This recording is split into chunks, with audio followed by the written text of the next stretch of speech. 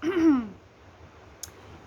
creative ones, it's Melissa. I want to do a quick video on breaking the spell of money. So you'll see a lot of wealth consciousness, abundance, manifestation, all of this incredible magic around manifesting money and resources and success and all of this stuff. But if you are simultaneously doing these practices without really digging into the deeper dis-ease around money and the spell, I call it the spell of money, if you don't get to the root, all of that stuff I found is really kind of useless. So I want to do a quick video and talk about the three things that are really make up the spell of money, and why this is inherent. Everything that's going on right now is actually not about health. It's about money. It's about our relationship. It is about the spell of money. And so once we get that, once we face the reality, look at the facts, do our inner trauma work, we can see clearly the truth. And I want to talk a little bit about that. And also why it's so important, especially for women. And if you are being called, we all are being called to claim our sovereignty, to claim our truth, and to live and expand in consciousness and the highest love, right? And to birth these incredible creations. Well, if you are missing out on your own Excalibur, your own divine masculine, your own sort of truth, if you're unwilling to speak the truth, even when it's uncomfortable, to break these spells, right?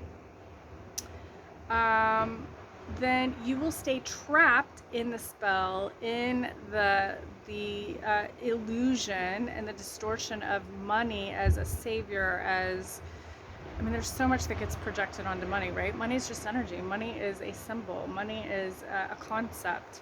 And it is one source of material abundance. It's one source. And we have collectively made it our God, right? We've made it our,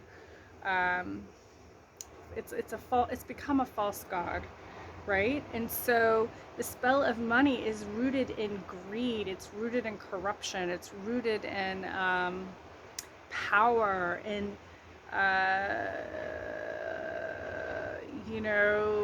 distorted uses of power, right? Power over people, versus the natural organic flow of co-creative power, where everyone is in that equitable flow and sovereign in their own ability to be powerful, to be in their creative flow, is to be at one with creation, is to be a source of creation, is to be in your true power, right? Money is not your power. And so it's just gotten a little out of control,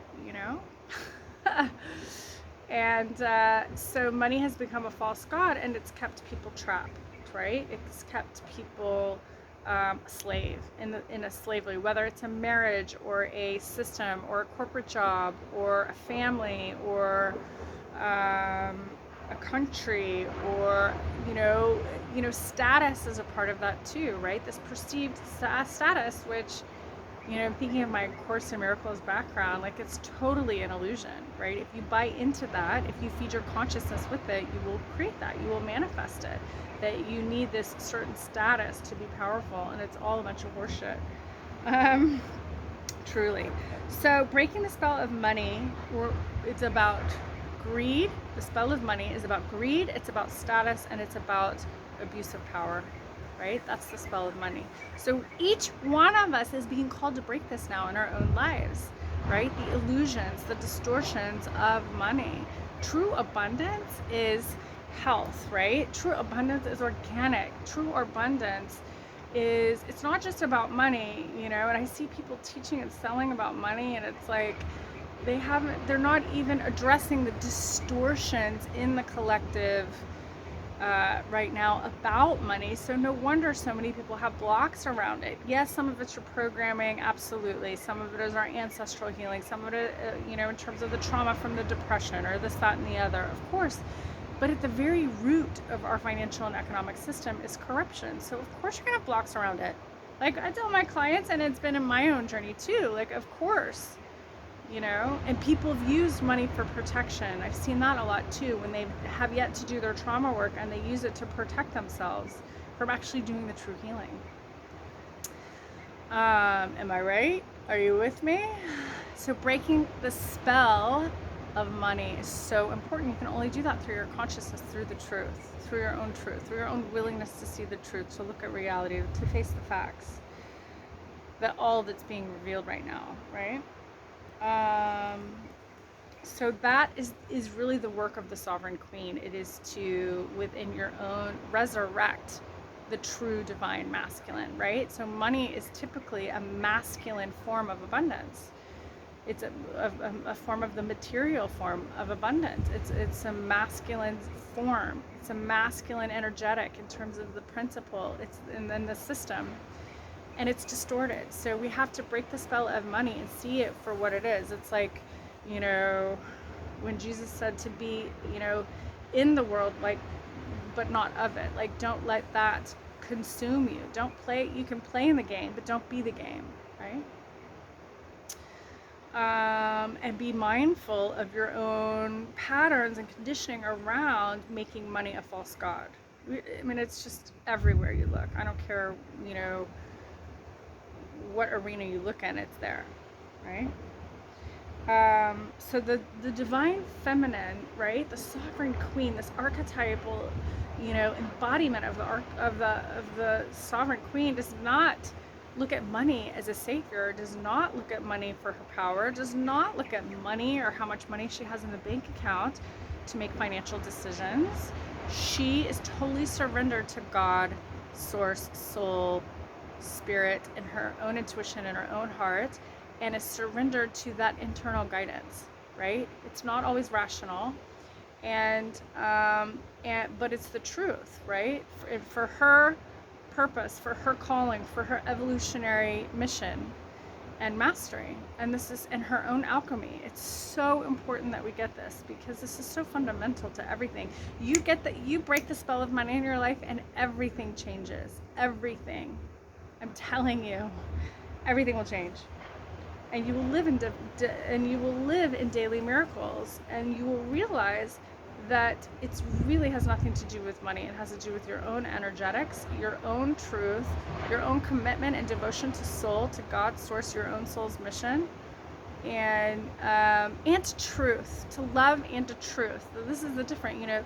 People have shared love and light and all this stuff for years, and light working and all this stuff. Well, the light is the motherfucking truth, and that's the biggest thing that I see right now is people unwilling to look at the facts, to look at the truth of what's happening, and caught in this like cognitive dissonance of a collective narcissistic abuse of the system, this trauma bond, where because we have given money our power, and we've given our power away to money, we've become slaves to the denial, and slaves to the dysfunction and the distortion, and perpetuating the pain and abuse in the cycle that we're actually here. If you're watching this video, you're being called to break it. You're being called to break the spell, to break the cycle of abuse, and it starts with money.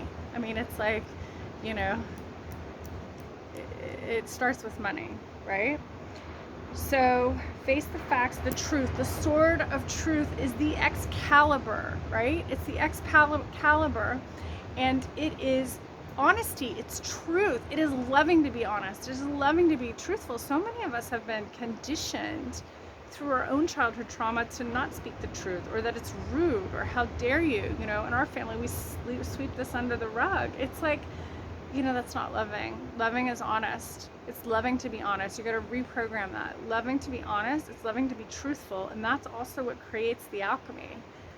It really does. It creates the alchemy in the energetics when you're willing to show up in a bold, that kind of lioness, like, using the activation of the recent, Lionsgate portal and the Leo energy and the Leo new moon, it's like I am ruling through my courageous and brave heart to speak the truth, and I will roar to protect my children, and I will roar to protect Mother Earth, and I will speak the truth. And I don't care if you don't see me, and I don't care if you don't believe me, and I don't care if you take your love away because of what I'm sharing, or if it triggers you. I don't care. Of course, on some level I care, and yet for my own healing, for my own full self-expression, I have to be in the truth, right? I have to be honest. It's a part of my own self-care, right? It's a practice of my own integrity, of my own inner alchemy, right? And that ecosystem, right? Because when I hold back my truth, when I hold back my shine, when I hold back my roar, when I hold back the gifts that I have, then I end up hurting myself, right? And I am withholding that love from you and from the world and from myself. So reclaiming and breaking the spell for the divine feminine and for the sovereign queen is to say, hey,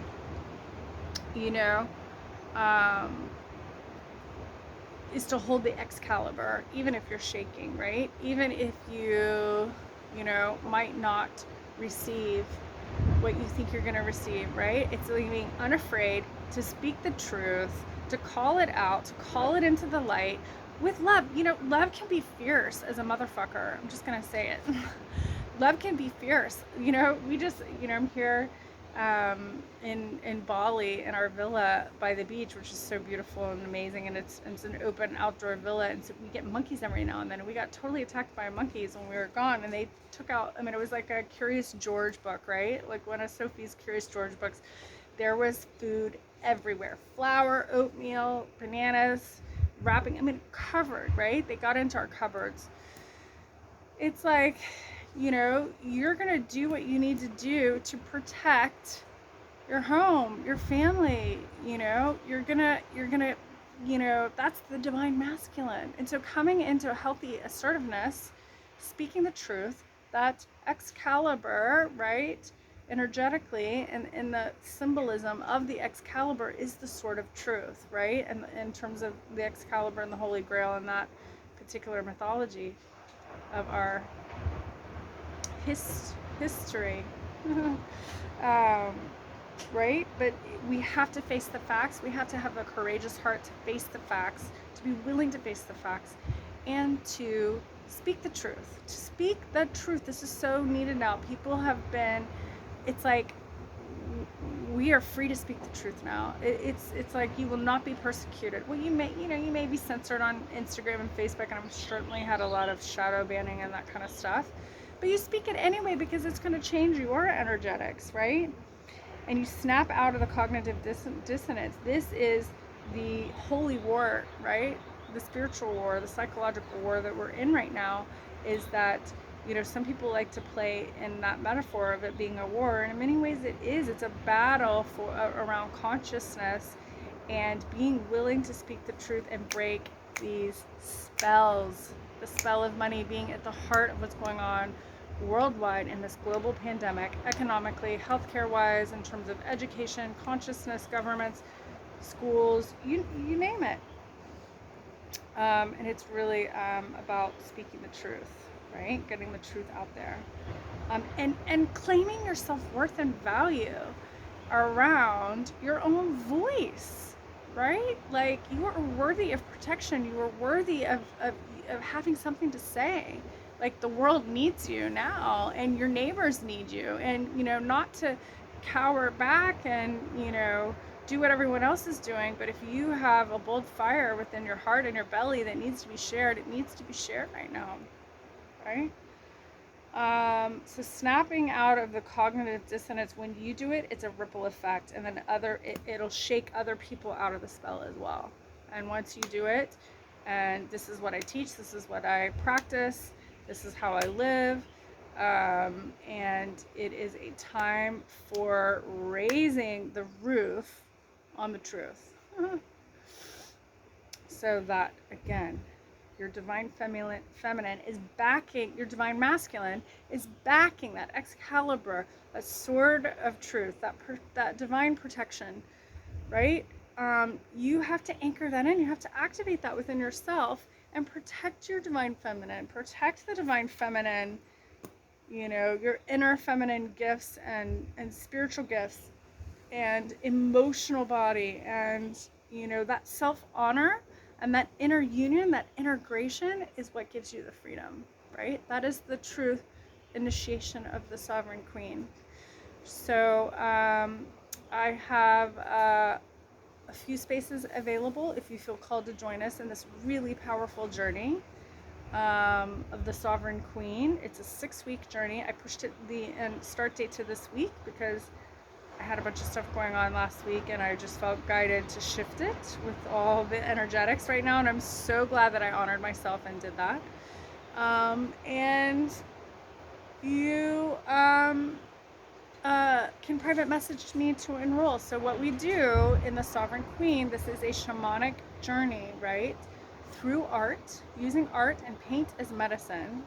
So think Dr. Emoto and color and archetype symbol form, and we clear the family line, the feminine line, so the ancestral trauma, the ancestral karmic patterns, which are so big right now. This is where we really break the spell. And of course that's related to money.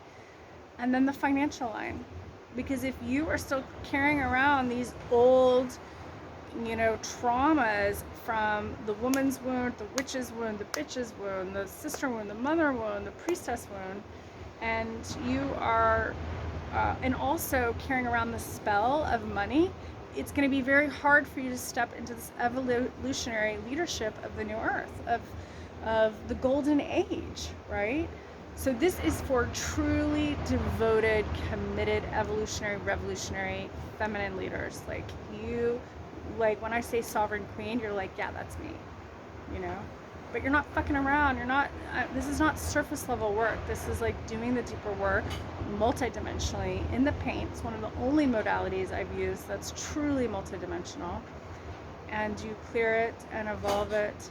And then you get to, with a small intimate group, you get to do a ceremony around claiming your freedom from it and stepping into the next level of your soul's purpose and leadership. Such important and such needed work right now. And also raising the standards of facilitation, because, you know, I trained facilitators, I have for about 10 years, and this, I've always been guided